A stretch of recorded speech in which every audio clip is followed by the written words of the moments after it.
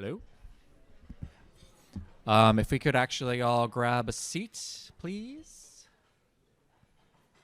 And definitely feel free to dig into the awesome yummy food that the WCC folks have provided. All right, looks like everyone's sitting. All right. Well, welcome everyone. We are excited and happy that you have joined us tonight for the 2023 MiSTEM Region 2 Educator of the Year recognition banquet. But first, and I did this last year, we'll see how it goes again this year, I'd like to start off with a joke, but not just any joke, a STEM joke. So the question is, why can you never trust atoms? Dang it. That's what happened last year, but it's okay. I came prepared this year, so I have a second joke. But I have a feeling you're also going to know it, and I'm glad you figured that. Oh, the answer was because they make up everything. Uh-huh, yeah. Yeah. Oh, my gosh. Well, I'll tell you, I do have a third joke that was here, just in case, and it was, what should you do when no one laughs at your science jokes? Keep trying till you get a reaction. Yeah, right. But here's the second one. This is a good one. It's, what do you call an educated test tube? No? Did you have a guess? Go for it. Yes! There you go. See, that's why I should never do STEM jokes with a bunch of STEM folks, right? All right, but now that we got those groans out of the way, this event and banquet would not be possible with our educators and also without our sponsors, who we would like to give a shout out to. So please stand when called, and for the rest of us, heartily applaud. This awesome space and catering by the Washtenaw Community College team. Thank you, Dr. Berlanca. The MiSTEM Network and the Governor's Appointed Advisory Council. WCC for their partnership in the entire STEAM Week activities culminating in this wonderful event. The WCC Foundation for their generous donations that made the STEAM Week student scholarships possible. Enbridge, the WCC STEAM Week team of Amy Carpenter and Susan Dentel and their team. I think they're here. Yep, thank you. And last but not least, the WCC Campus Explore team of Steve Bloomfield and team. Thank you. Yeah. So now to why we are here. As the data proves, education is one of the main predictors of success in life, especially to climb the economic ladder. An effective educator helps contribute to this success. However, educators today face tough environments between getting and maintaining students' attention, creating relevant and captivating content, meeting the demands of a changing global workforce and society, existing within frameworks of competition and markets, dealing with economic divisions and decreasing financial support for areas of highest need, and as of late, working through ice storms, power outages, and illnesses such as COVID, the flu, and RSV. So yes, working in education has incredible challenges, but we know that is one of the most crucial areas one could work. Learning is also a social endeavor, one that requires multiple inputs and interactions. Educators are key facilitators of these inputs and interactions. As a result, all educators are special and play a critical role in our communities, especially for creating our future workforce. So as a result, we are specifically honoring some tonight, but every single educator is needed, essential, and valued. You might be wondering how the awardees are nominated and selected. It's a three-part process. First one is that we have an open nomination process. So peers, supervisors, students, parents, and community members are able to submit candidates. Second, once nominated, the nominee completes an application for consideration. And then third, a selection committee decides on our awardees. The committee is composed of a nonprofit owner, a recent public school graduate, former educators, and current educators, and no one on the committee is connected with any of the applicants in any way. The selection committee is chaired by Tim Wilson. Is he here? Tim? Hey, thanks, Tim. And so actually, can I have Tim and the committee stand, please, for me? Excellent. Great. And then last, I'd actually love to give a round of applause to Scott Heister. Scott, you're going to have to stand, sorry. This would not exist without Scott's dedication and effort, and he always does so much but always hides from taking the credit. So thank you, Scott. So now we'd like to have our welcome remarks from three of our esteemed attendees, Dr. Rose Belanca, Adam Zemke, and Mo Thomas. First, Dr. Belanca. She's the fourth president and CEO to lead Washtenaw Community College, which serves more than 100,000 students and community members a year and employs over 1,500 full and part-time employees. Dr. Belanca has over 20 years of leadership in higher education, and under her leadership, WCC has maintained steady college enrollment during a period of national decline. She has implemented numerous partnerships with K-12 schools, post-secondary institutions, and businesses, along with innovations in teaching and student services to respond proactively to the disruptive forces in higher education and workforce development. Please welcome Dr. Belanca.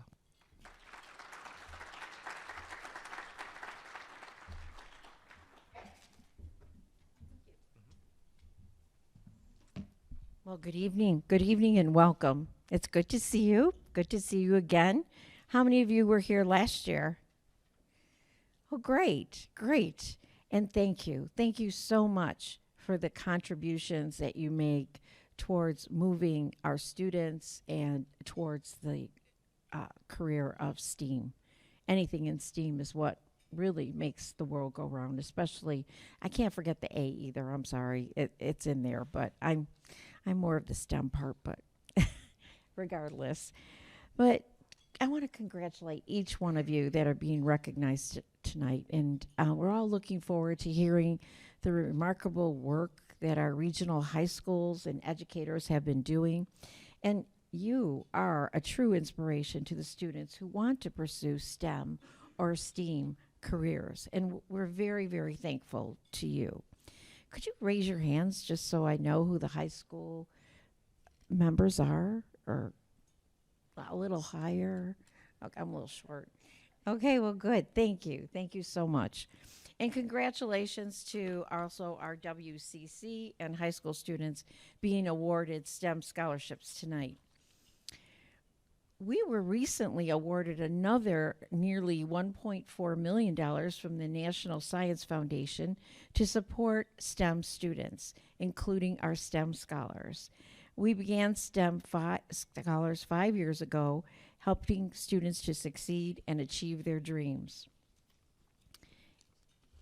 STEAM programs are among our biggest and most critical academic areas at the college because they prepare students, as you well know, for high demand and high wage jobs. STEAM is everywhere. And our students can leave WCC directly, and they can go right into the workforce in STEAM-based careers in healthcare or cybersecurity, IT, welding technician, video game design, and so much more. But we also have a robust offering of transfer programs and classes that allow students to seamlessly transfer to different colleges throughout the region. And many of our students transfer are in STEM or STEAM. And you know that we are probably the highest we are the highest community college transfer institution to U of M. So I'm very, very proud of that. And I'd like to thank Dr. McCracken for helping to make all that happen. So thank you. We wouldn't be here tonight if it weren't for the strong and growing partnership that we have with the MiSTEM network. This year, we were able to feature WCC STEAM Week at the MiSTEM State Quarterly Meeting held right here on our campus, attended by STEM and educational leaders across the state. And we are especially grateful to you, Scott, the MiSTEM Region 2 Director, for your partnership with WCC and for all that you do to advance STEM in Michigan, Southeast Michigan. And congratulations again to everyone being awarded tonight, and a special honor recognizing all of your achievements and investment in our future. I also would like to give a special recognition to Susan Dentel, who is really an inspiration in this program.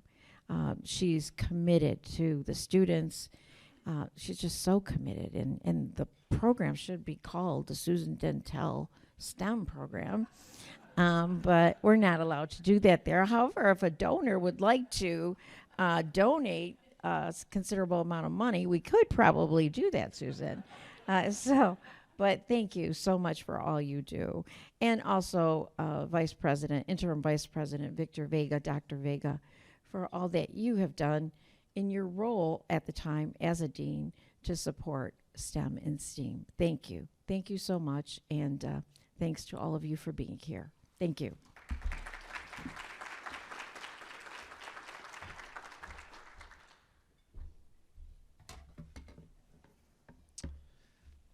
Thank you, Dr. Blanca. Next, we're going to have Adam Zemke, who's our MiSTEM Network Advisory Council member.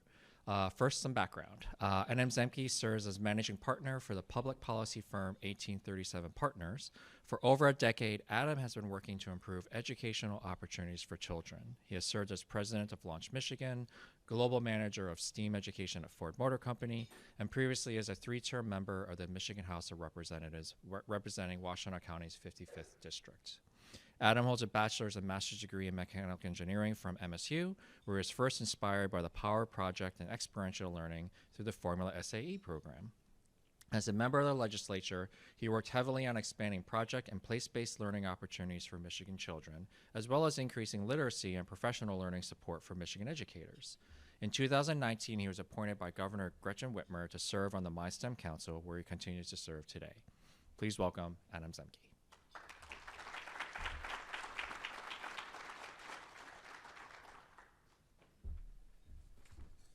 Thank you for having me this evening.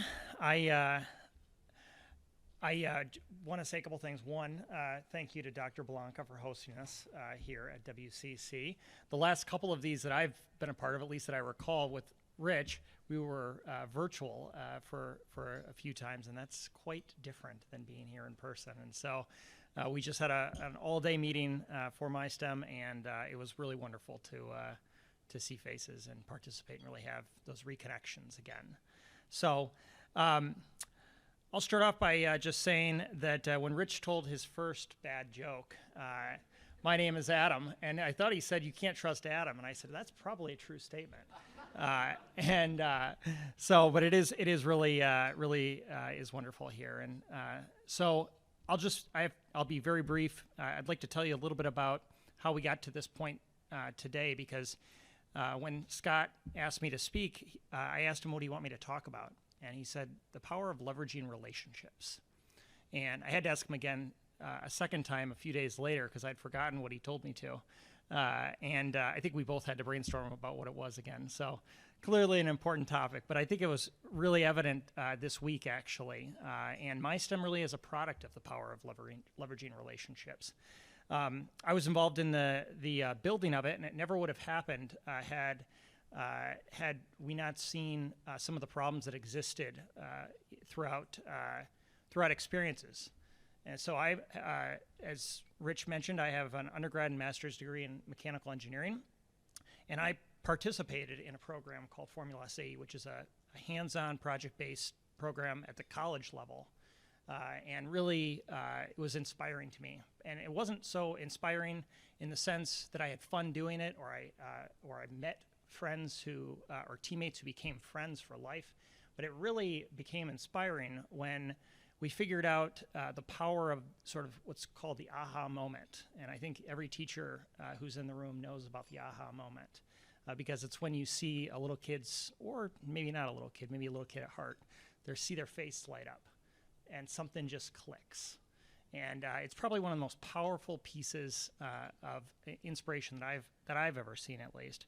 And I learned about the power of that, and really I would say that's where MiSTEM started, when we used to bring the Formula SAE vehicles out to speak with little kids in elementary schools about how math was cool.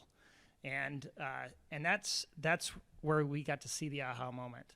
And over time, we through a evolution of that effort, we started to learn about why more kids didn't have the aha moment, or we didn't see it more, and especially see it more for kids who may not think math is fun or science is cool.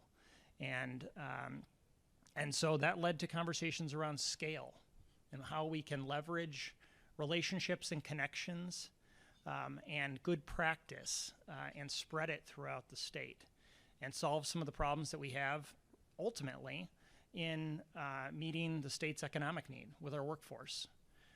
And that's really where I got brought in, because after I left college, I joined a foundation board with the SAE organization, and I was frustrated because good work was happening, but you could only impact just a small number of kids, and that led to the idea that the state really could impact change. Any teacher who's in the room, can I get a show of hands who's a teacher? Okay, so any teacher in the room will tell you that if the state comes in and says, let me tell you about how to fix education, you might get a little nervous. And there's been a lot of instances where that's been true. But one of the things that we realized is that the state has dramatic impact on public education, positive or negative. And we wanted to do something to scale hands-on project-based learning with aha moments for more kids. And we thought that was really positive. And that would be something that no amount of foundation support, as helpful as it is, could do, because it couldn't impact 1.5 million kids. And that's what the purpose of MiSTEM really became, is to provide those aha moments for every one of those kids. And it has been tremendously just exciting to watch what's happened. And I will say that I remember before Scott got hired, when the network first started, and without the right people in place and the ability for those people to leverage their relationships, we wouldn't be successful. And I remember when Scott interviewed, because I had met him previously, and interviewed for the Region 2 directorship. And I will say, I think that we, as much as we value, and you've already gotten thanked tonight, I don't think we have any idea how lucky we are for the work that you do in this region. And that really speaks to the power of relationships, because he's one person, he's got 6 counties. There's no way Scott could ever be successful, and we could never have the success that we have without those relationships. And that goes the same for the other 15 regions throughout the state. So I'll wrap up and close because I think you've got a lot more people here who can say more important things than me tonight. But I want you to leave and enjoy your dinner and just think about the possibility of what could be, because that's really where all of this started, and where everyone here will go. And so thank you.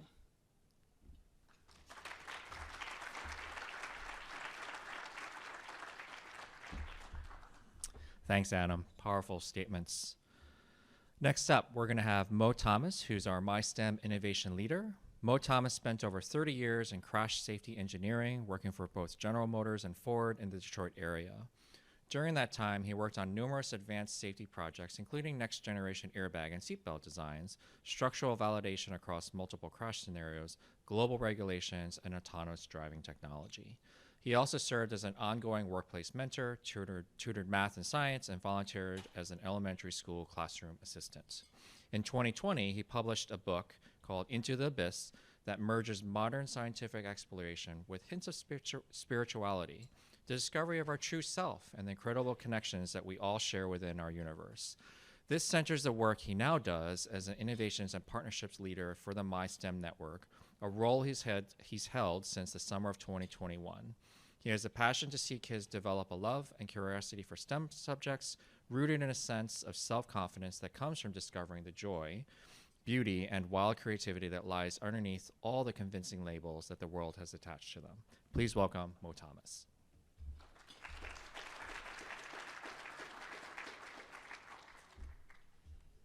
Hi, everyone. Thank you so much, Scott, for inviting me to share today. 30 years in the auto industry, crashing cars. shifting to education is like learning a new language. It really is, like learning Chinese. But it's been wonderful. I grew up really an insecure little kid, and no one knew it because I did well at everything I tried because I was trying to make up for something that I didn't want people to see.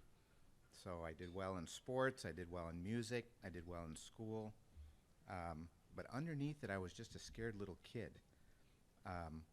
who was looking to do something with his life to prove to everyone else that they weren't right about me. I do have what it takes. Math and science was my path out, and I realized starting in college just after that I think I could probably do something with math and science and establish myself in a successful career. And so I did. Joined General Motors at the Proving Ground, started crashing cars, and did well there. I think it was when life started unraveling for me, and a lot of my areas of security, things I had counted on my whole life, started falling away. I couldn't mask it anymore. I couldn't cover it anymore. And I had to face the truth that I was more than all the stuff that I had surrounded myself with. So all the performance, the school, the job, the house, the family, all of that, that got kind of peeled back, and I got to look in the mirror and ask the question, who am I? Underneath all those labels, who am I? That was a tough question. I don't think most of us ask that. I don't think we have our kids probing that question, who am I, underneath the performance, underneath the labels. I had grown up in a family and in an environment that was very box-like. They taught me what to think, not how to think, but what to think. And so as long as I stayed in that box, I was safe. And I said, don't leave the box. It's dangerous. Don't leave it. You gotta keep your life safe and managed. And I did for most of my life until things started falling apart. And that's when I realized there's a whole world out there that I had never seen. And so I started looking. I started looking to discover who it was in the mirror, outside of those labels, underneath all those labels. And so I started reading. I started meeting people outside of the box that people told me to stay in. And my world opened up.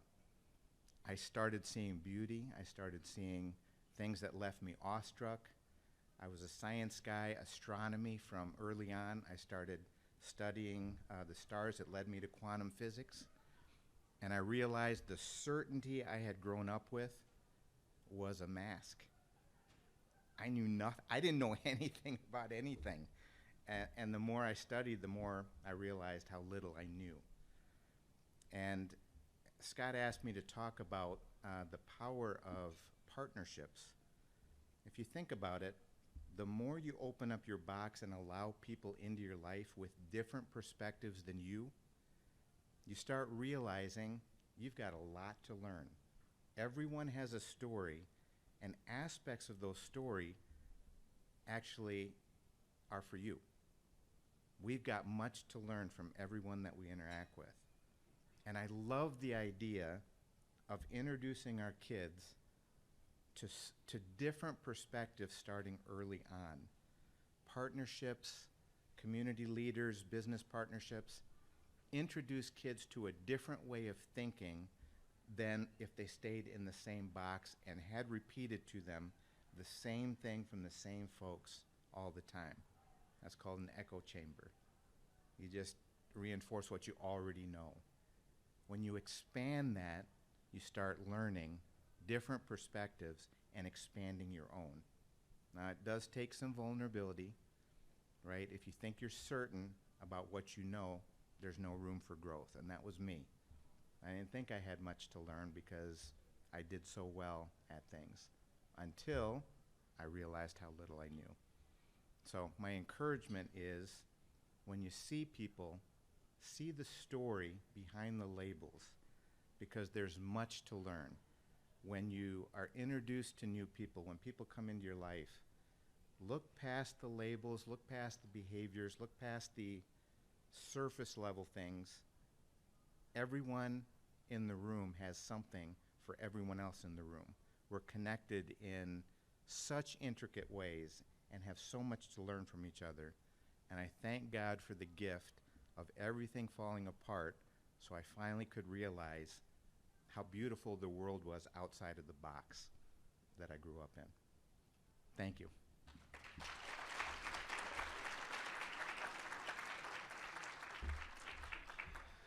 Thank you, Mo. Okay, so next up we have a wonderful dinner put on by the WCC catering crew. So thank you to them for this opportunity to get a treat of their skills.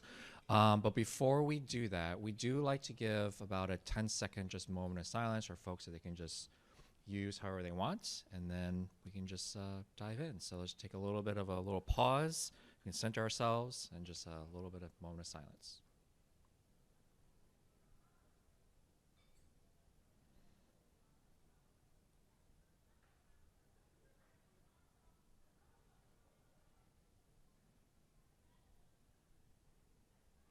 All right, thanks everyone. Enjoy the meal. Okay, everyone, we are going to get started. Continue to keep eating. And thank you very much to the WCC Catering Service and chef team. This has been delicious and the service has been phenomenal. So I'd like to introduce our keynote speaker for the evening. I've actually had the personal privilege of knowing Yolanda for, over 4 years now. And we kept crossing paths due to various community impact events that we would attend. And so I'm really honored that I get to introduce you tonight. So Yolanda Portis is a wife, mother, local business owner, a nonprofit co-founder, and an active participant in the equitable advancements of people and businesses in the Ypsilanti community. With a strong background in research and strategy, Yolanda has spent most of her professional career focused on translating human behaviors and attitudes into business opportunities for Fortune 500 enterprise companies across a range of industries. Today, as a co-founder of Bernhardt Evolution, a creative digital agency, Yolanda is using her 25 years of experience in consumer insights and advertising to make enterprise-level marketing more accessible to small and mid-sized businesses. As a STEM graduate herself, Yolanda is honored to be part of the MiSTEM Educator Awards ceremony. Yolanda appreciates the opportunity to speak at the MiSTEM events. Please give a hand for our keynote speaker, Yolanda Portis.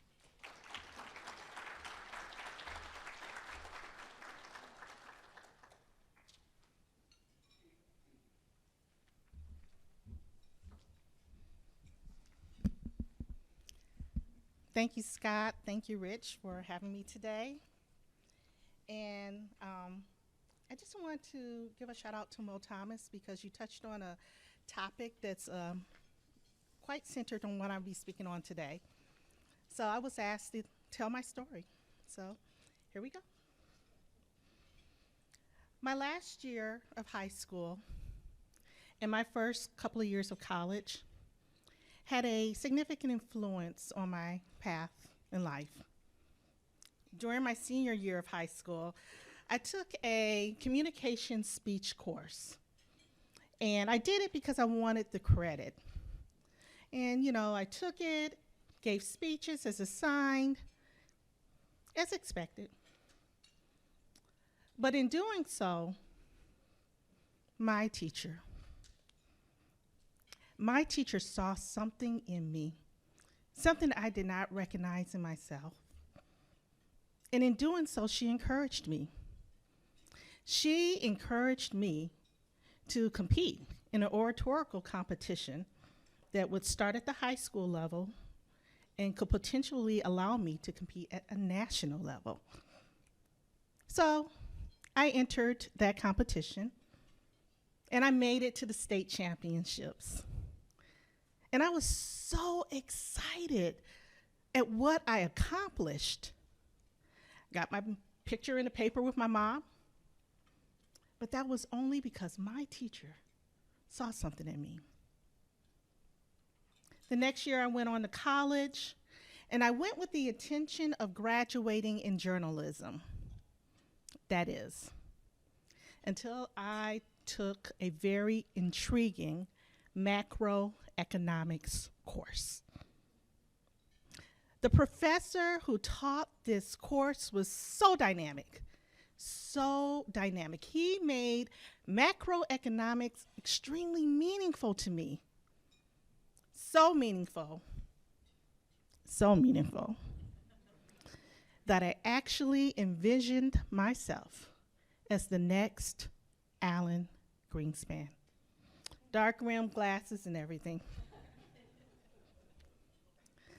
As I continued to pursue economics, there was another professor. This professor saw insightfulness in me.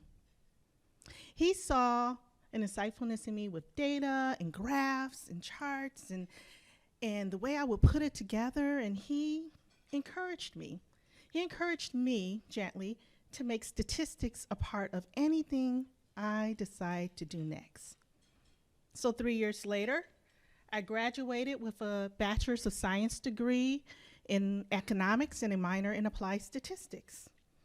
Yep, the journalism degree was out the door. While I don't remember their names, what I do remember is how these educators made me feel. They made me feel capable, thoughtful, insightful, talented, and worthy of being heard. And it was in those moments when I was with these educators, these professors, these teachers, that I felt and I thought that I had it within me to do and be anything I can imagine for myself. And this is why I'm so honored today to be here, to be a part of this award ceremony celebrating educators. So I'd like to ask you, and this I'm sure will be not the only round of applause, but I'd like to ask you to join me in a round of applause, not only celebrating those amazing educators that are being recognized today, but those who were nominated and all the educators in this room today.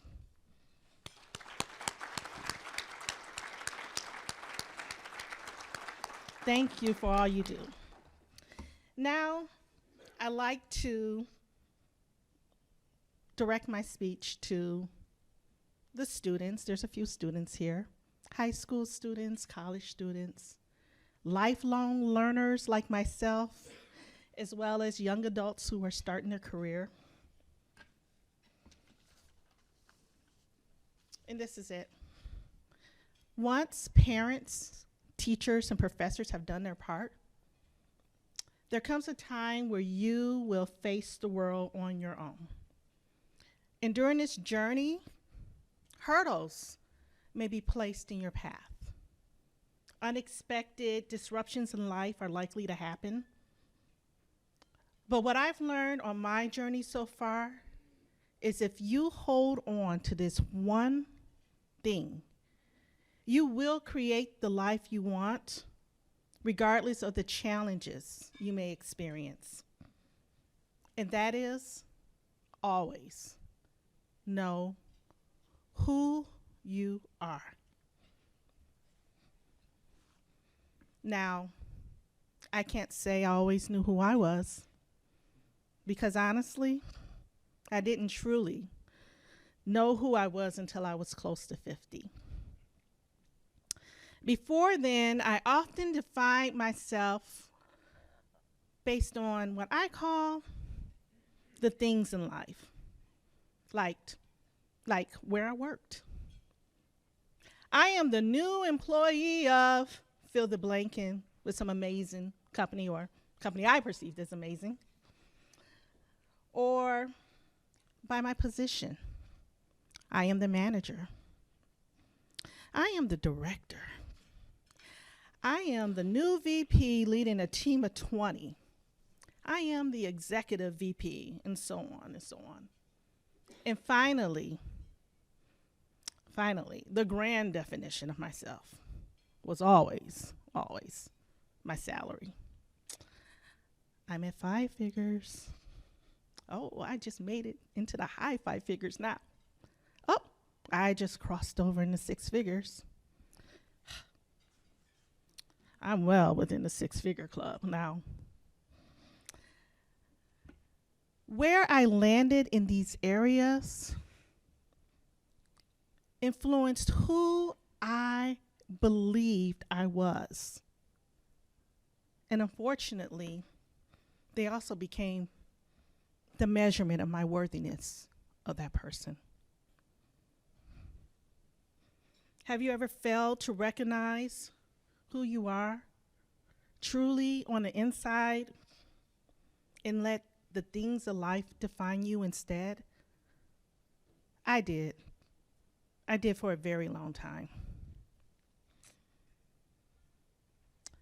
I remember attending a seminar in California once. I was so proud to be asked to attend this seminar as a thought leader in the space of the consumer automotive buy-in journey. Even the title impressed me. I joined other thought leaders to ideate about where the automotive buy-in market will go, and who are the buyers of the future, and what will mobility look like. It was an amazing experience of networking and collaborating and challenging each other's points of views. And in that moment, I felt like, wow, I made it.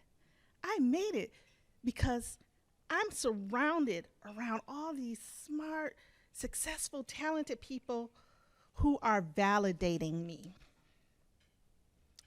Just being among them was like osmosis to me, like I'm validated. And just even being deemed worthy enough to participate was validating. So while traveling home just after the seminar, just still filled up with the high feelings and everything, one of the participants sat next to me on the plane, and we started to conversate. And the conversation eventually led to my favorite point, salary. Now you may think, who talks about salary? Who talks about their salaries? Well, in the corporate world, many of us talk about our salaries because, we're always measuring something. So the conversation went something like this. We are both in the, 6-figure club, right? And I thought to myself, oh, here we go. That's my jam. He's going to share some 6-figure secret with me, only us in a 6-figure club. No. And in that moment, again, I felt like, oh, I belong. Then he said, I just wonder, does your 6 figures start with a 1 or a 2? Honestly, I was crushed. I felt crushed. Now, honestly, I could have responded in any number of ways, but instead I let that little conversation completely deflate me. The high that I was experiencing from the exhilarating industry discussion, the good feelings I still felt from, going back and forth and sharing ideas, all of that had dissipated in that moment. Instead, a voice replaced it and popped in my head and reminded me, Yolanda, you're not good enough. You're not one of them. And why did you even think you were? Sadly, I suffered from this type of teeter-tottering for years. Up and down, basing my self-worth on the expectations and parameters and rules set by others for what constitutes being a success. Now I ask you, can you recall a time where you let the words of others, define how you felt about yourself, who you are, or who you aspire to be? Well, I did. Again, I did for a very long time. Then at the height of my career, I began to encounter hurdles. Those hurdles we talked about earlier. One hurdle after another, until I found myself separated from my position and sitting at home on the couch, binging The Good Wife. Now, yes, those 4 seasons were very entertaining, but it's not where I wanted to be. You see, I had given so much of myself climbing the corporate ladder, building and creating whatever, with whatever amount of energy that was needed to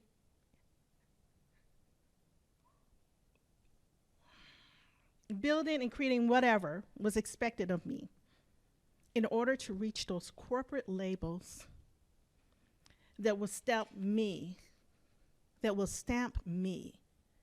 with the attributes that would tell me who I am and tell everybody else who I am. I depended on that. Those corporate labels to stamp me with the attributes that would tell me and everyone else who I am. Now, in the absence of those labels, I had to ask myself, who am I? Now, this is where the pillar of knowing who you are comes into play. Because after a few weeks of binging The Good Wife and going on a few interviews here and there, I began to ask myself, really, who am I?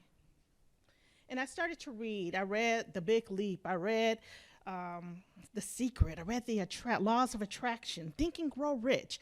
Name it, I probably read it. I meditated, I prayed, and I dreamed.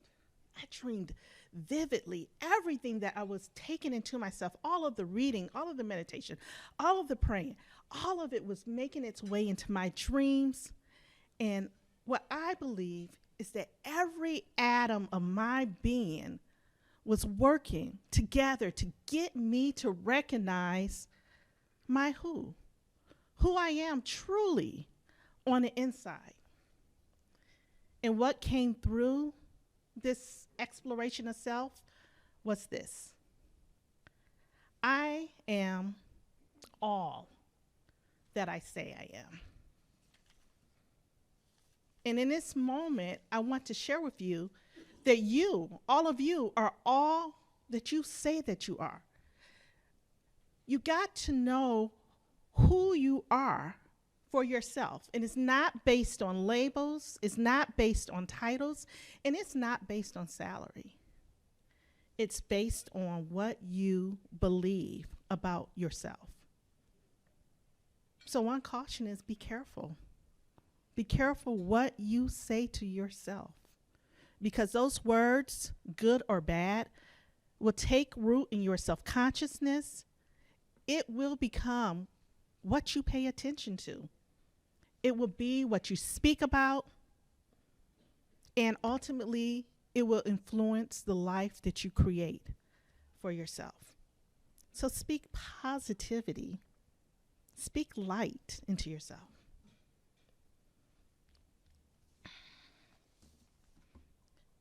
At the age of 47, I was forced to ask myself who I am and then go and discover those answers for myself. And I am more than thankful for that journey of discovery, because it brought me back to what those teachers and professors recognized in me and those empowering feelings that they sparked in me. I again remembered. I remembered that I am capable. I am thoughtful. I am insightful, talented, and worthy of being heard. And once I fully embraced who I am, I easily discovered my purpose, my why. It came to me like a flash, and I've held on to it ever since. I cherish it. I speak it every day. And I am, again, so thankful for this journey of discovery, because now I get to use my experiences, my natural talents, and gifts that are unique to who I am to live out my purpose every single day. I'm in my bliss. Now, I share this story today because that is what I want for everyone here. I want you to know who you are, really, on the inside. So, when you experience those hurdles in life, those unexpected disruptions, you will remember your self-worth. And you will know that who you are on the inside, those natural talents, what you think about yourself, those things can never be taken away. I stand here today as the co-founder and CEO of Brand Heart Evolution, a creative digital agency that I co-own. A co-founder and the chair of the Association of Businesses of Color, which is an impactful nonprofit helping build equity in the local business community. I am an appointed board member on the Downtown Development Authority of Ypsilanti, where I also serve as a member of the Grants Committee and the chair of the Equity Committee. And I'm a proud active participant in the Summer Youth Work Program and the Michigan Works PWE program, where both of which are pouring into the young people in our community. And with all that going on, I am still a wife to an amazing partner of 21 years and the mother of 2 amazingly talented sons. This is only possible because I finally remembered who I am. I remembered that I am capable, thoughtful, insightful, talented, and worthy of being heard. Because of my teachers, professors, and parents took the time to inspire me, encourage me, and give me a nudge during the most critical moments in my life. As I end, I want to encourage you, first, of course, to always remember who you are. And if you don't know, if you get to 50 like me and you have to ask yourself those questions, it's worth the journey to find it out. Next, be thankful for the people in your life who inspire, encourage, and nudge you forward, especially when you need it. And finally, never, never let the things of life define your self-worth. Thank you, everyone.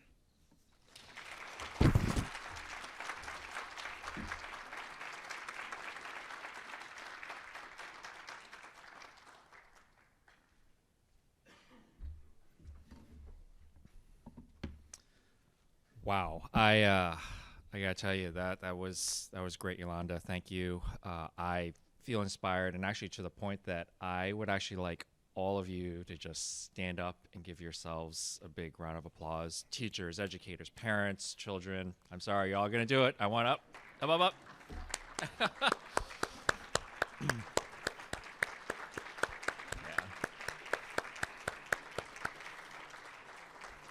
Awesome.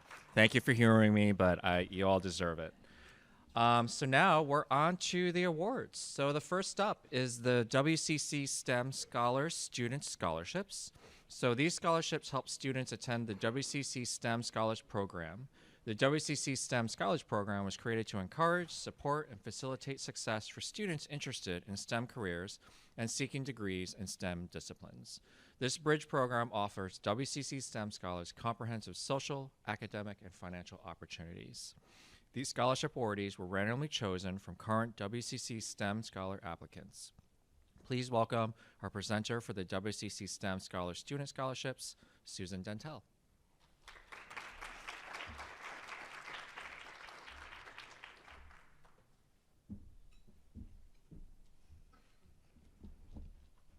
Good evening. Yolanda, thank you.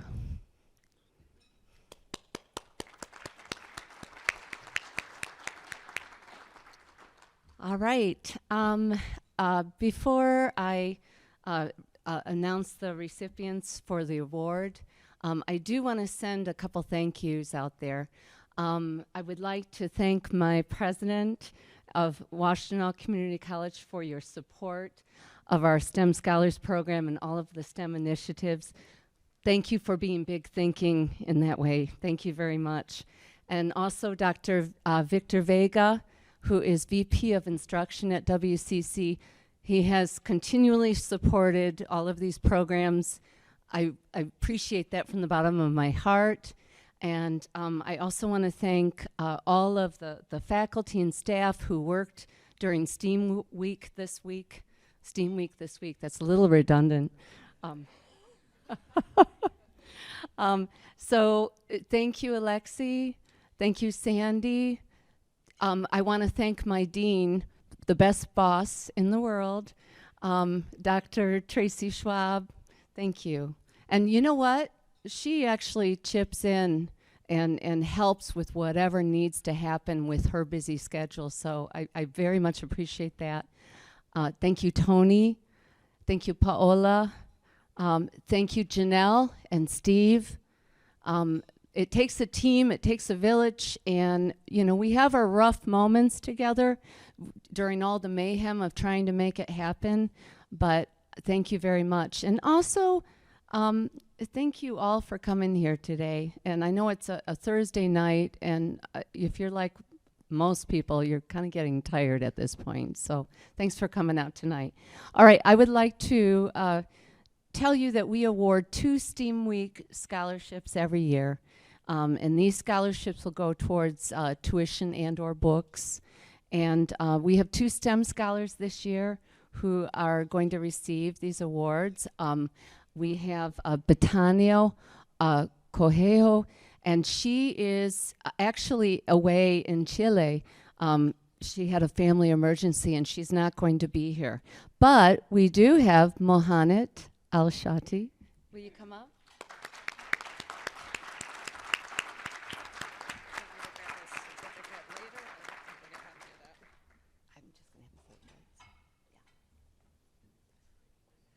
All right. I know that you didn't expect this. No, I did not. Yeah. It's a little overwhelming. So Mohamed is a STEM scholar, and he's interested in becoming an engineer. And would you like to say a few words? Come on. Thank you.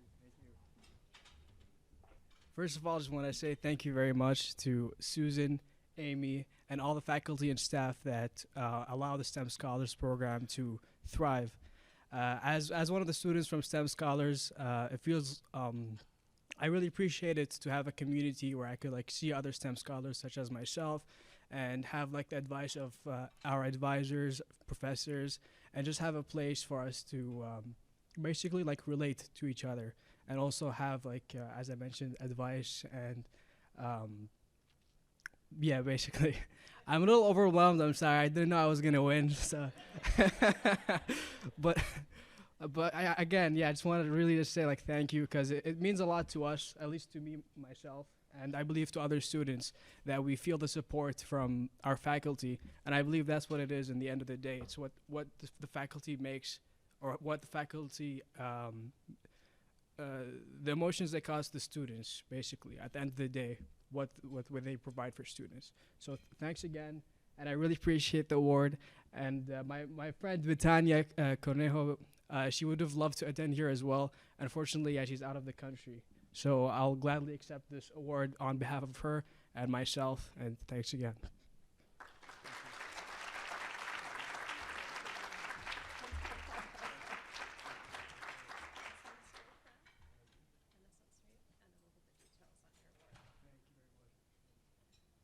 Are we gonna take a picture? So, are we picking one? JD's taking pictures, and then Yeah. can we get one? I was looking for you. Here, where should we go? Okay. Okay, and maybe with Rosebud. Yeah, sure.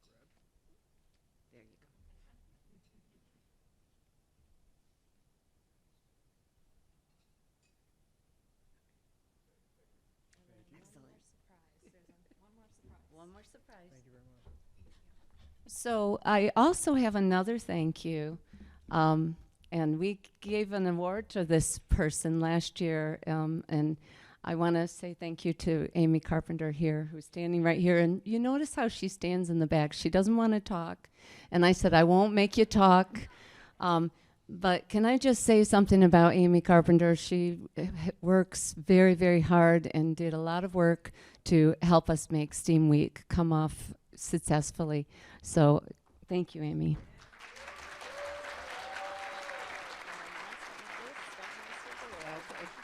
Oh, and there's someone else. Paybacks, Scott.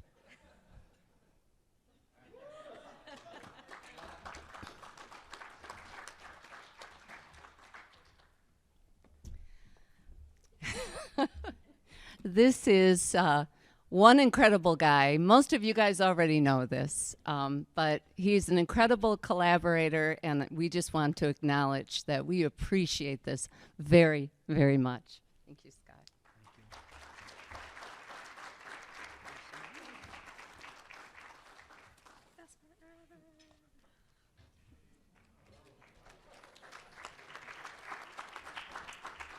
Thank you.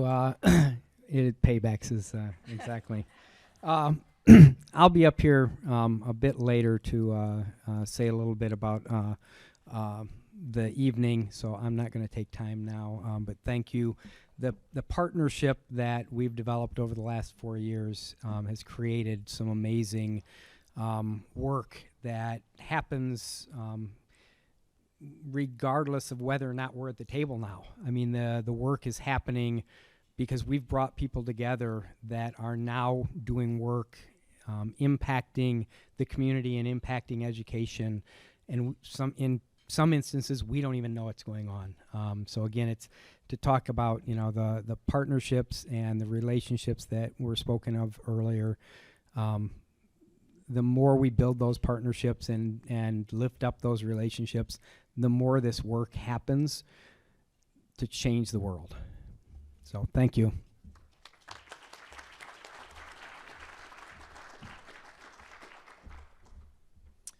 Thank you, Susan, Amy, and Scott. And Mohammed, I got to tell you, your eloquence and poise was completely inspiring.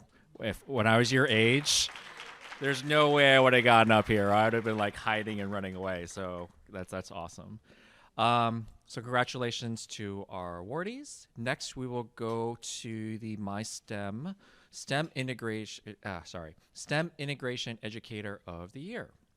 So this award recognizes an educator who primarily teaches elementary students or outside of traditional STEM-based fields, and who has a consistent record of integration of STEM principles and high-quality STEM-related experiences for students, focusing on the last 3 to 5 years of accomplishments. This awardee receives a $1,000 grant to help expand STEM experiences for the students, schools, and community. This award will be presented by Robert Starkey. But first, some background on Robert. Robert Starkey is the principal of Three Fires Elementary School in Howell. Three Fires is a K-5 building with approximately 680 students. In his 22 years with Howell Public Schools, he has had the opportunity to work as a high school special education teacher, student council advisor, high school dean of students, middle school assistant principal, and elementary school principal. Bob holds a Master's of Arts in Education Learning and a Master's of Arts in Special Education. Bob?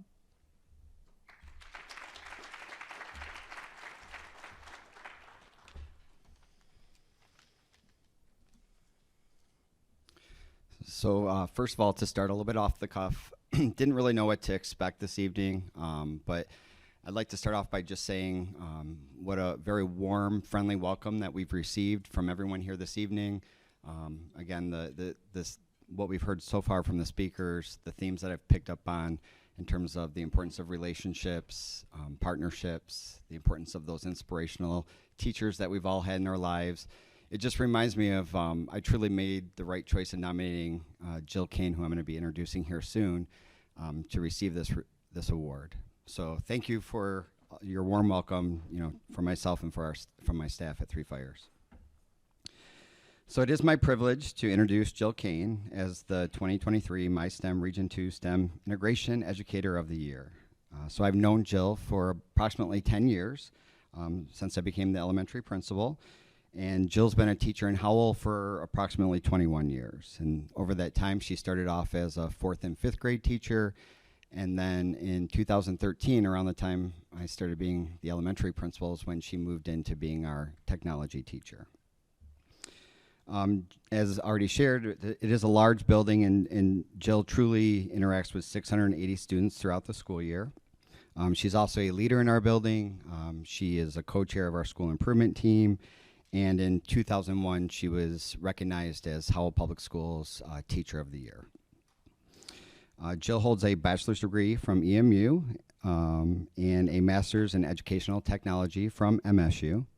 She lives in Howell with her husband, Al, who's joined us this evening, and their 2 corgis. Her son, Matt, is married to Krista, and they have an 18-month-old daughter named Vivian, and Matt and Krista are expecting another daughter in June. Her son, Zach, has passed away from cancer in March of 2014. And I know that our staff, Jill's family, are all very proud of her. And we know that Zach would be very proud of her as well. So on to Jill. Jill motivates students and nurtures their desire to learn in a safe, supportive, and engaging STEM environment through the use of design thinking. I hope that she'll spend some time this evening talking about how she utilizes design thinking in her classroom. I'm beyond grateful to have her as a teacher in my building. My oldest student went through my building, and my youngest is still in the building. And Jill truly is a mentor to them, and I am beyond thankful that she is their technology teacher. Jill often looks to try to find authentic experiences that she can bring to our school. And through those experiences, she always makes sure that students have a leadership opportunity in that experience. So to begin with, when Jill started in technology, she worked with a colleague before maker spaces were very popular, or definitely were non-existent in Howell at the time. So she worked with a colleague to actually take an empty room in our building, write grants to set up the maker space, and then once it was created, took the time to teach our staff how they could utilize that room with their students. Jill also oversees the largest robotics program, the elementary robotics program in our district. So we have, every year's different, but this year 8 teams, I believe, robotics teams in our building that she recruits parents to lead the robotics team, and then she supports the parents through that process, with 5 to 10 students on each team. Jill also, we were very fortunate several years ago, we had an archery program at our high school, and they were looking to bring archery to the elementary level. So they needed to find a way to connect components of archery to the curriculum. And I don't even remember how we got to the point, probably because Jill never says no to anything I ask her. But Jill found a way to connect archery to technology, and through her willingness to make it happen, we're able to have an archery program in our building. And every year, our students compete at the state level and do well and go on to national tournaments. So on a regular basis, every day in our building, again, Jill, the most important thing to Jill outside, above STEM, above technology, is relationships with her kids. So every year she serves as a mentor for kids. It can sometimes be in a silent way. The student doesn't know that she's serving to be their mentor. But she every year takes on the responsibility of making sure that she has relationships with all students, and those students that don't have a relationship, she finds a way to connect with them. Teaching truly is Jill's passion, and again, I just feel very fortunate that she works in my building. So at this time, I'd like to welcome Jill Kane to the podium.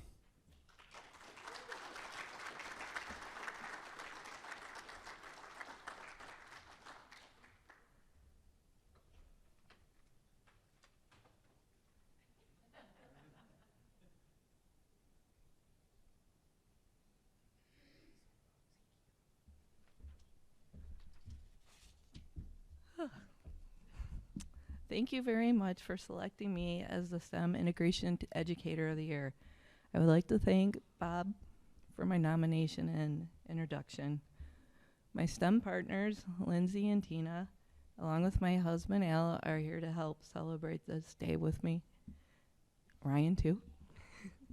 Thank you, MiSTEM Region 2, for forming a committee that acknowledges the hard work that teachers put into creating meaningful, real-world STEM opportunities for students.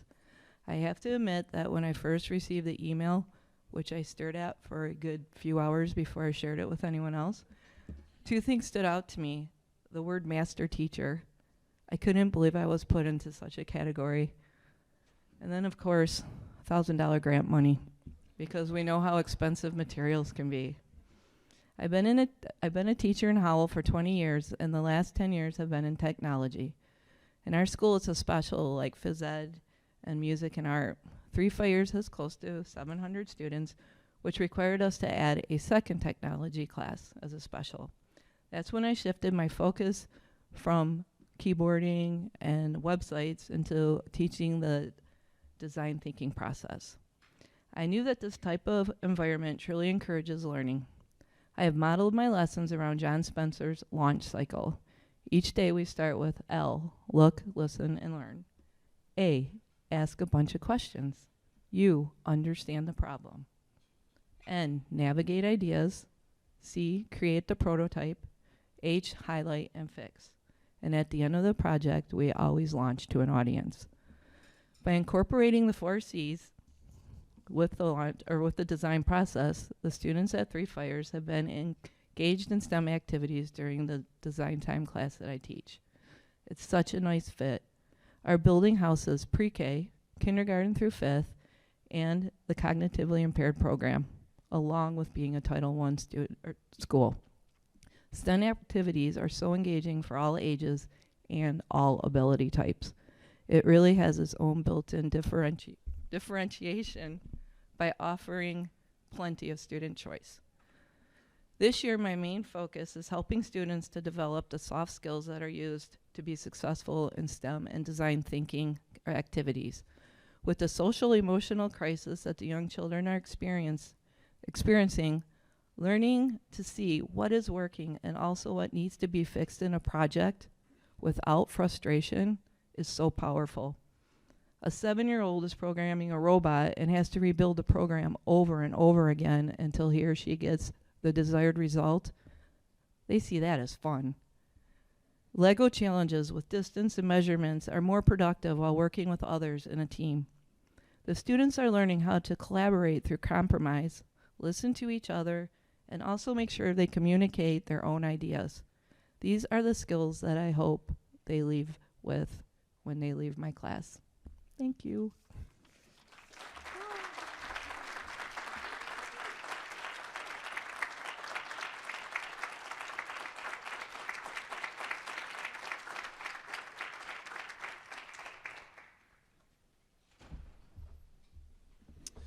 Congratulations, Jill, and thank you, Bob. Also, congrats to you and your team.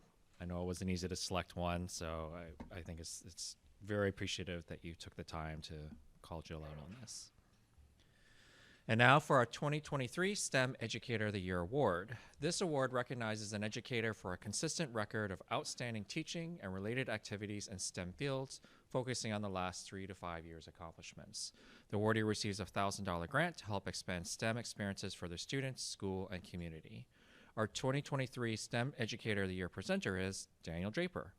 Daniel Draper is the principal at Jackson Area Career Center. He is an experienced educator who has a 20-year history of working in the secondary education industry. His focus is on career and technical education, academic programs, and Common Core standards. Daniel has his undergrad degree in mathematics from Alma College, a master's from EMU, and a specialist degree in education leadership and general administration from Siena Heights University. Daniel?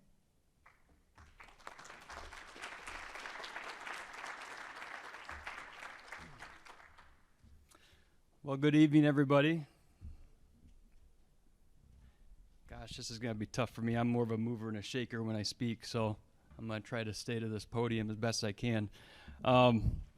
Thank you, first of all, to WCC for this event. This is an awesome experience. I know when Mr. R here got the chance to get this awesome award. It was exciting to see that WCC was the location. To share a little bit about John, I guess the first thing to know, I'm going to talk about two things. And the one is the reason that he's here tonight for Educator of the Year. And being an engineering instructor, there's a phrase that John uses that his engineering students, especially since he works with 11th and 12th graders, they kind of question why he says these two words. And you might question it too as you hear as I say these. But keep in mind, I'll tell you the rationale behind it. So as an engineer, my brother's an engineer, we talk a lot about things breaking and then how do you fix it. So his phrase is, you fail faster. And the kids at first are like, you're telling me to fail? No. When you're designing things, fail faster. Jill, you just hit it on the head. I don't know how we capture the young kids that have fun with that with the old kids who fear that. Because that's exactly the tone or the message these kids hear is, you just said fail faster. Yeah, because we need to get to an answer faster. And the more that we have those iterations and fix those problems, the faster we get to the ultimate solution. And so that to me is like his mantra. Every time I see him, I'm thinking these two words always, fail faster, fail faster. And so as you fast forward though into life, and these kids go on, whether it's to the world of work, whether it's the college level, this fail faster mentality is really to get them to the better version of themselves. And I'm not even going to say the better version, because there's this continuous improvement piece that goes with this fail faster mentality. The ultimate goal is, of course, in the engineering world, that we have a ultimate absolute product. It is fail safe or fail proof. Well, we as humans, we are never at that moment, right? We always want to get better and better.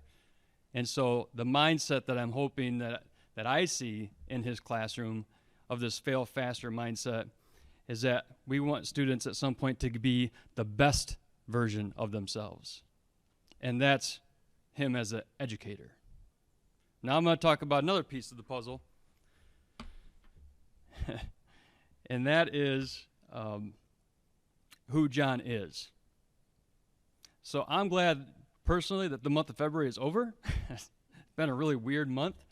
And he's getting ready for robotics right now. In fact, his team, we're hosting, the Jackson area is hosting a first robotics event at Spring Arbor University, and it's like the kickoff to the season. And where is he right now? Not there. And it's driving him nuts because I can see it right now on his face. Because he's wondering, what is the team doing at the moment? Did Spring Arbor burn down at the moment? What's going on? These are high school students. So a little bit about John. Last Tuesday, it was a weird week. We had a lot of ice over in Jackson County. We had one day of school, Tuesday. So last Tuesday, here John is trying to plan for this week. How do we get kids to the campus?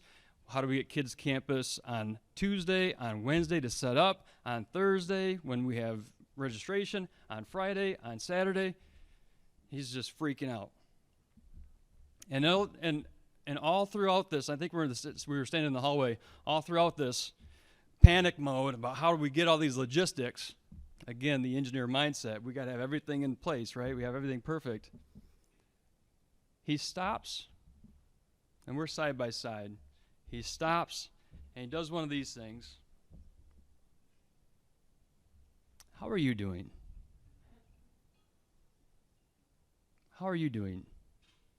And all of this chaos that's in his brain and worried about next week, he stops, looks at me, and as I mentioned, I'm glad the month of February is over, right? How are you doing? So heart is the second piece to the puzzle.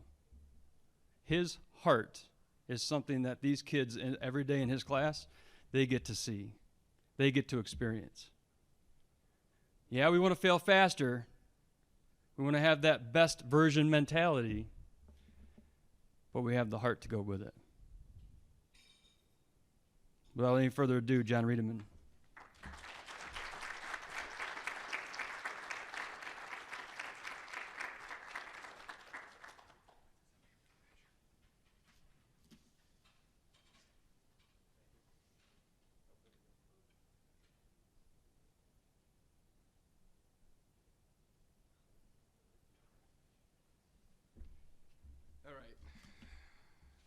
That's going to be tough to top there. Thank you, Dan.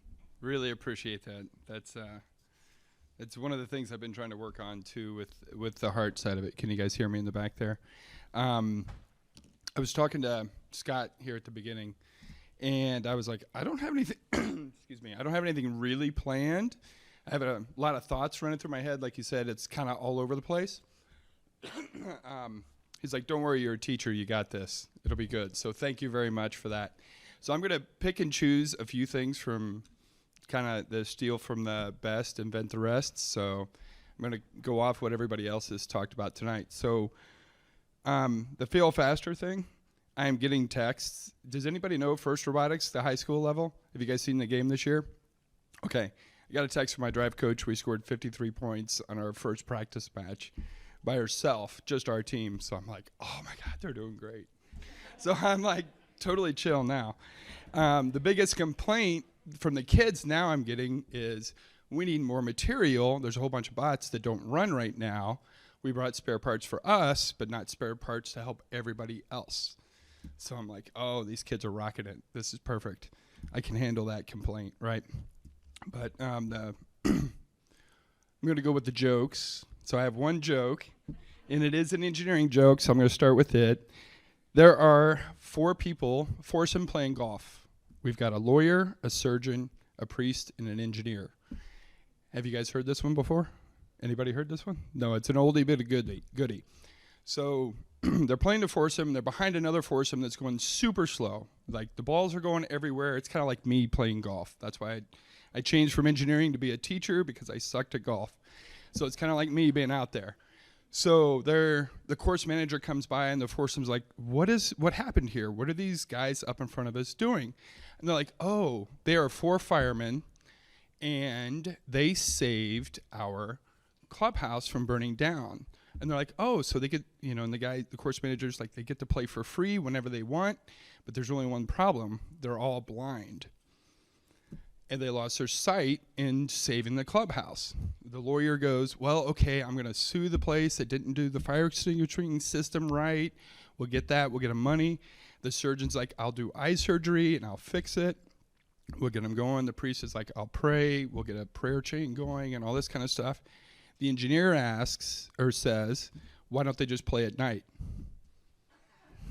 So that's the aha moment. To go back to that, to the next segue, they had the aha moment. So these are, it's a teacher joke, so I'm trying to keep up with you over here, make you look good. So the aha moment happens when you guys do get that joke later, when it makes sense.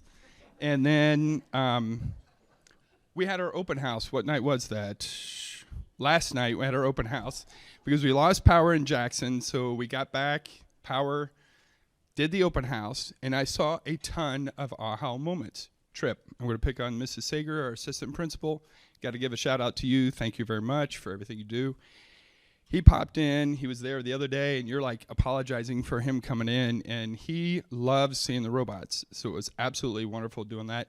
We had a whole bunch of other community members come in. We were practicing. We were doing good and everything like that too. So that's cool. One of the other aha moments, several of them we've had this year, we've built a more complex robot than we've ever had. And my younger students, like the sophomores, didn't even realize that. I had to make them realize that last week. I was like, we're behind. We don't have dry practice because we've built a more complex thing than we've ever done before.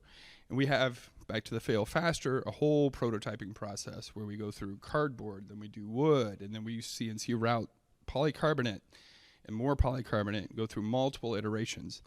So we just keep doing that. And the kids didn't even realize how complex it was because they started with the basics and then worked their way through it. So I have to take that step back, like what you mentioned before, and make sure they realize where they've actually gotten, because they don't know it. It's inherent in their system and what they do. So it's a lot of fun. The kids are doing PID loops to set positions and controls and anything like that. You guys that are engineers know what that is. So it's pretty cool stuff at high school. They're doing it.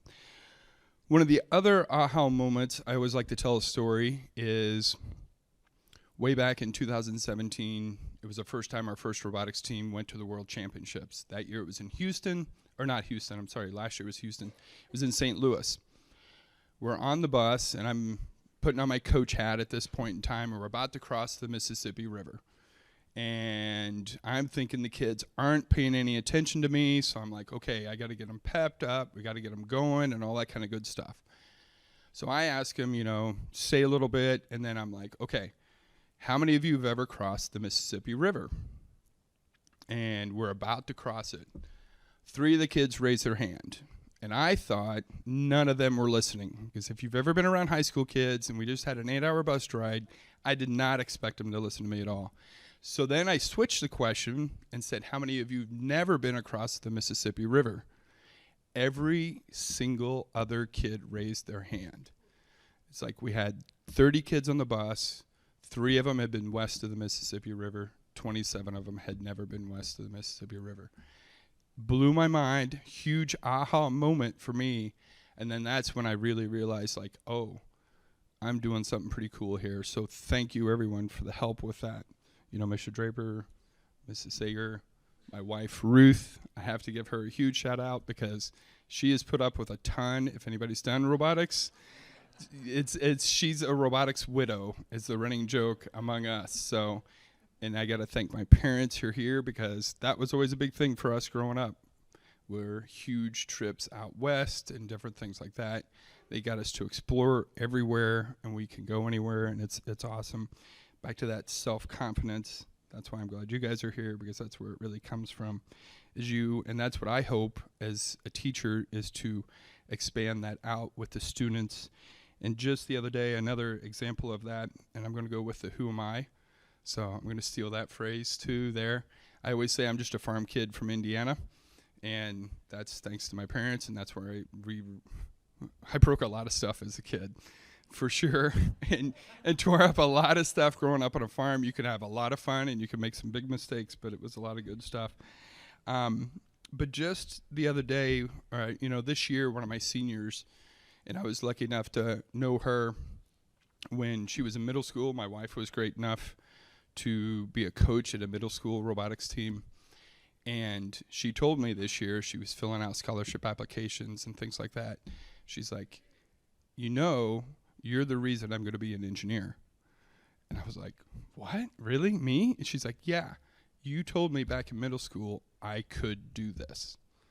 And I was like, oh my God, like I had no idea.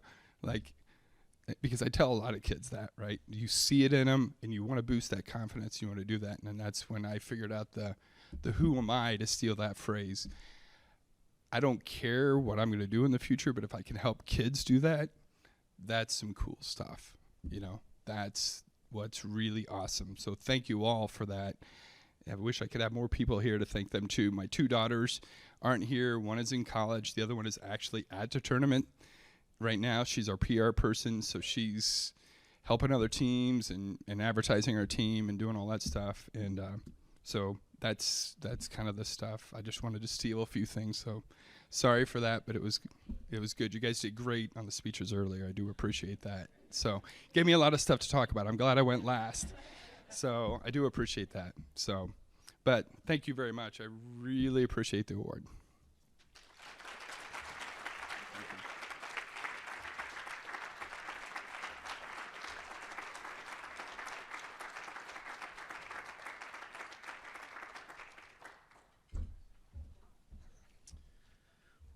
Thank you, Daniel. And thank you, John. Congrats again. Obviously, you're a great educator, a great influencer, and you're actually a damn good joke teller. So thank you. So this year, we actually have a little surprise for you all. We actually have a new award. It's called the MiSTEM Region 2 Critical Partnership Award. This award recognizes a top partner for MiSTEM Region 2 and their efforts to attract and empower youth in STEM. Our 2023 STEM Educator of the Year presenter is Scott Heaster.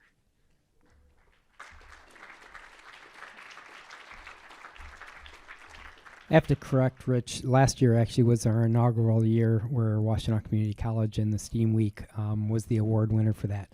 But so this award is really partnership and talking about the leveraging partnerships and relationships.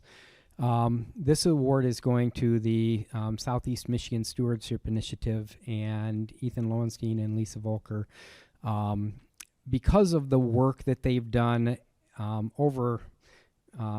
for Ethan. I've known Ethan for probably about 10 to 12 years, and he has influenced a lot of the work that I do.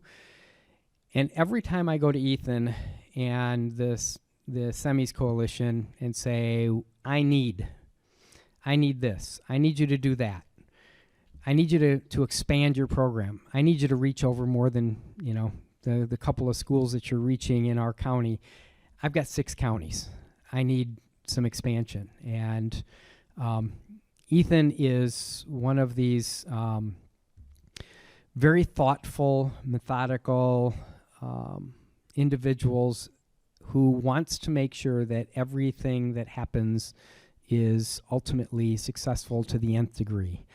And the partnerships and the community of practice that the Semis Coalition has built is unlike anything in education that I've ever seen.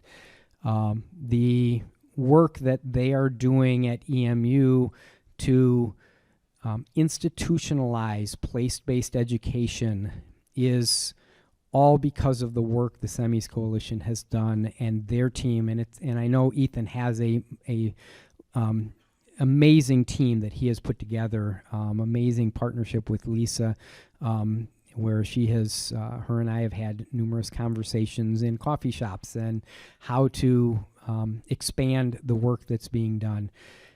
They are, without a doubt, the most influential partner that I have in terms of increasing the amount of place-based education and building a coalition that understands what it takes to build a team of teachers, community partners, and students to raise the amount of awareness around a specific project or problem within a community. And for every community, that's a different problem.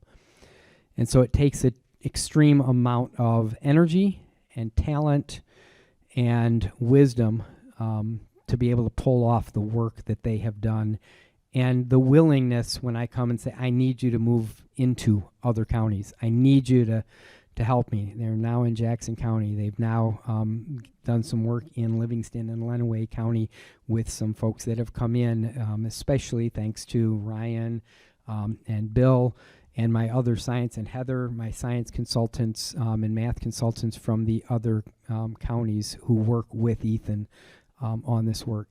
Ethan also is, and Lisa, anytime I need something. Yesterday, we had the whole MiSTEM, all 16 directors, Michigan Department of Education STEM leadership, Governor's appointed advisory council, all at Washtenaw Community College. And in the afternoon, we wanted to do a partnership show about place-based education and do a partnership in round table. And put the call out, and Lisa brings 2 of her teachers, three of her teachers, a couple of students, and we had an amazing roundtable fishbowl with this team that was put together that was influenced and inspired by the Southeast Michigan Stewardship Initiative.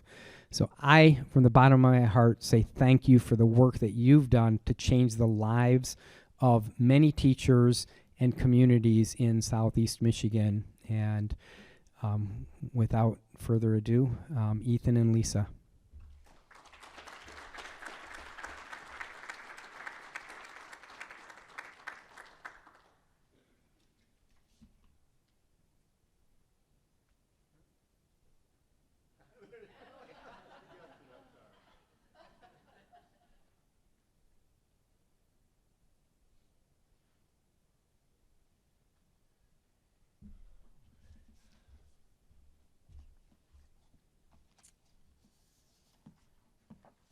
So thank you once again, and thank you, Scott, for that really incredible and gracious introduction. our young people are growing up in a world of unparalleled complexity, a world in which individual and collective well-being is not where we want it to be. We know this in our hearts, and we feel it in our bones every single day, whether we acknowledge it and name it or not. Who knows a young person, please raise your hand, who faces issues of anxiety, depression, or trauma? Please raise your hand if you know a young person. And I asked this question before the pandemic, and every hand went up. Who has a really difficult time coming to terms with the climate crisis and the impact that this crisis is having and will have on us and our young people? For example, this ice storm that we just experienced. Who has a hard time holding the realities of the climate crisis psychologically? Can you hold it? How long could you hold those realities? Raise your hand if you have trouble doing that. Who believes that as a society, as a country, as a world, we must learn to solve problems with and have compassion for those who may think very differently than we do? Please raise your hand. So a question we must ask ourselves, and I want to actually put this challenge out there for all of us tonight, is to ask the question, STEM for what? For whose benefit? Is STEM used to heal, or is STEM used to hurt? Is STEM used to unite? And I really appreciate Jill and John. Clearly, you are teachers who are using STEM to build communities of love and belonging, communities in which not only young people can find their purpose, but where they could actually help others, help the other children that they are with find their purpose, and where their purpose does not diminish the other members of their community's purpose. So thank you for that inspiration.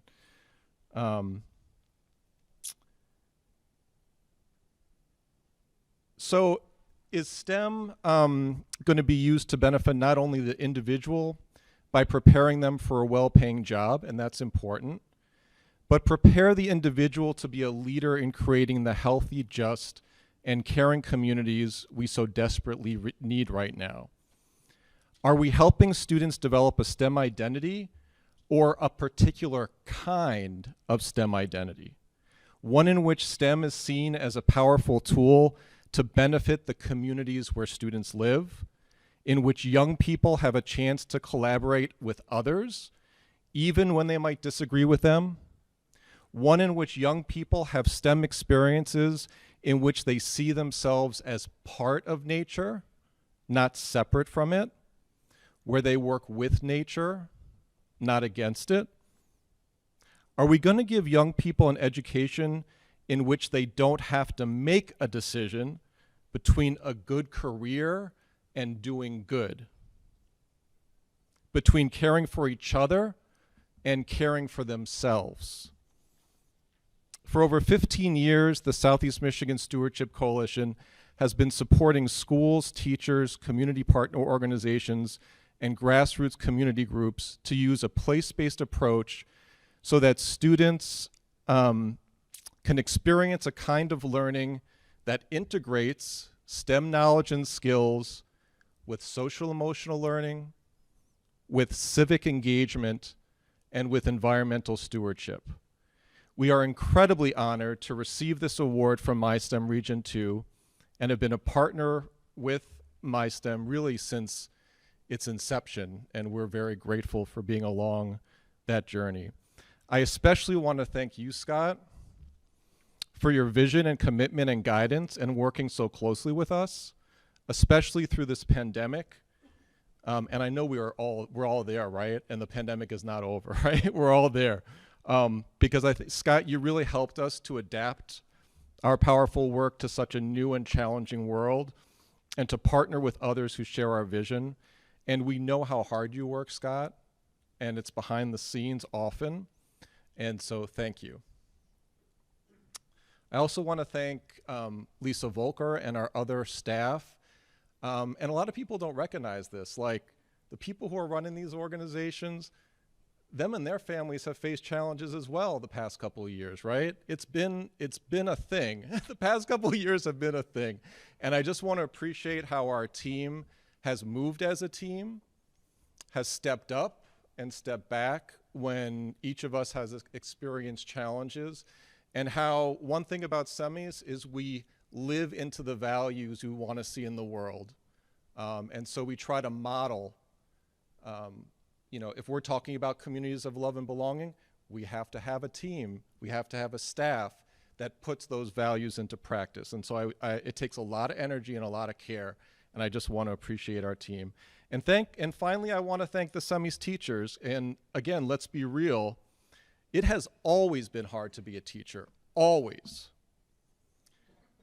And especially one that uses a place and community-based approach. But it's rough out there right now. It is rough out there right now.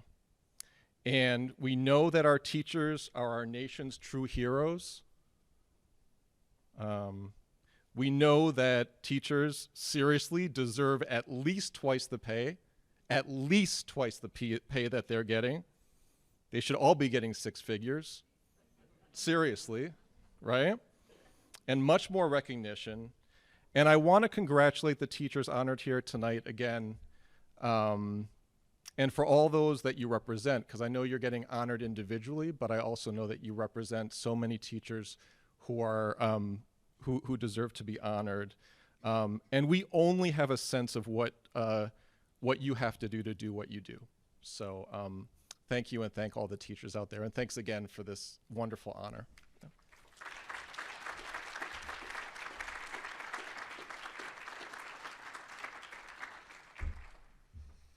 Thanks, Scott, and congrats, Ethan, Lisa, and the semis team. It was great, and I agree, 6 figures. Let's aim for this, right? This brings the end of the actual awards ceremony piece. So congratulations to all our nominees and awardees, and thank you to all our award presenters. I'd like to actually bring back up to the stage for some remarks, Scott Heister, and big round of applause, please.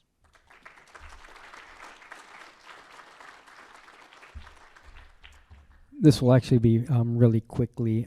Before Jonathan comes up and speaks, at the end of this, if I could have Jill and John and Ethan and Lisa up for a group photo. And also, we are doing a press release. The state is actually working. We're working with Leo in the state office. We've got the press release done. I need both of you. Ethan has already done this. I need both of you to read through what we have. Okay it and say, oh, no, I want edits or not, so that we can get that release out, and then it will be released out at a statewide releasing tomorrow morning is what the hope is. So if you can, just give me 5 minutes at the end of this to go over that with you, and thank everybody. Yolanda, thank you so much for, I had not met Yolanda before, other than through Zoom. It's the first time meeting live, and the power of your words. And it's the parallels between Mo and what you had is just uncanny. It's like fate was working together for this. To WCC and your staff, the partnership that has been built and the work that you do in this community is unparalleled. The impacts that you had on me when I was a teacher and the director of the STEM Middle College here, it continues to grow and impact greater amounts of people that go on to do amazing work. And I know Susan and Amy and Stephen, thank you for the continued partnership. So from now, I'll turn it back over to Rich to invite our last speaker on. Thanks, Scott. And I got to say, I have to agree. Like, it may seem like all the talks that we heard today were planned out, and they were not. And the fact that they all stitched together so well between messaging, content, emotions. Like, I mean, there's times when I'm like, there might be a couple tears coming out of my eyes. That's a phenomenal job of everyone that's spoken today. So for our closing remarks, I'd like to introduce Jonathan Tobar, the Assistant Superintendent from Livingston Educational Services Agency. Welcome, Jonathan. Buenas noches. Es un placer estar aquí con ustedes. It is a pleasure to be here with you. And in the interest of time, I am going to truncate this quite a bit because truly, you talk about there being some divine harmony in our messaging. I could go through the thoughts I had to say, and it was really going to start by sharing with you how I'm standing here with you today, speaking English and about my journey because of teachers, because of the investment, because of the impact. Then I was going to move on to talk about as a parent and coming home and hearing every day from my first grader just how life is so good because of a teacher. And the joys and the excitement. And Yolanda, when you were sharing, I wrote it down. You said, my teacher helped me see that I had it within me to do anything I wanted it to. And it's for me to see that firsthand every day through the eyes of my 3 children. I'm always so thankful for teachers. So truly the harmony there. One of the things that I do want to add is take a moment to think about and think about the people who are behind these champions that we got to celebrate and heroes today. And it's those families. So I want to give a round of applause to the families, the friends who have been encouragers, who have been supporters. They've been the wisdom behind, because we know that closest to those folks are those who are here with them. So let's take a round of applause for them.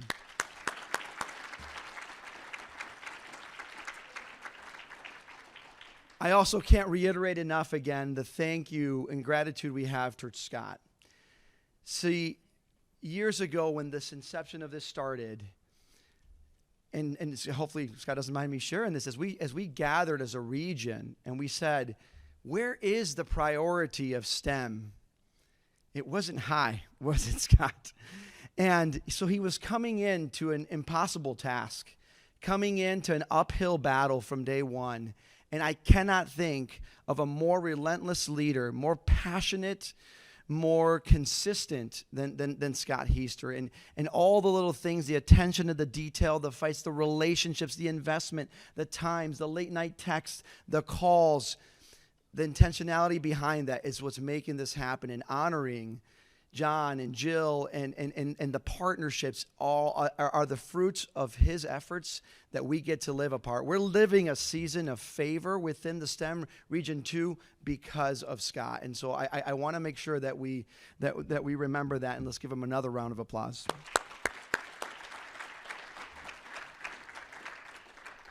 And again, last but not least, I want to end with a quote that when this whole thing started, we looked at. We said, how can we do this?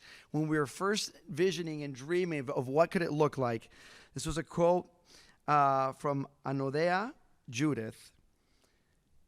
We want to move from a chain of command to a web of connection, from competition to collaboration, from markets to networks, from stockholders to stakeholders, and from greed to green.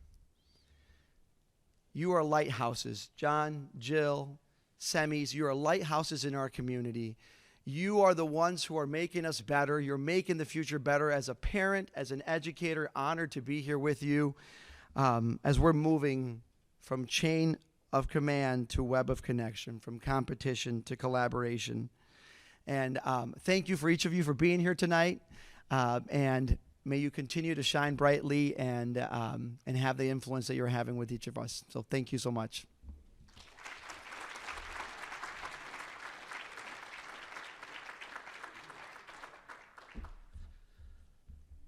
Well, that continued the trend of just powerful words that I look forward to seeing the transcripts. I'm glad this is recorded because I think this is just worthy viewing for everyone that in particular still here and that wasn't able to actually attend. So thank you for your time tonight.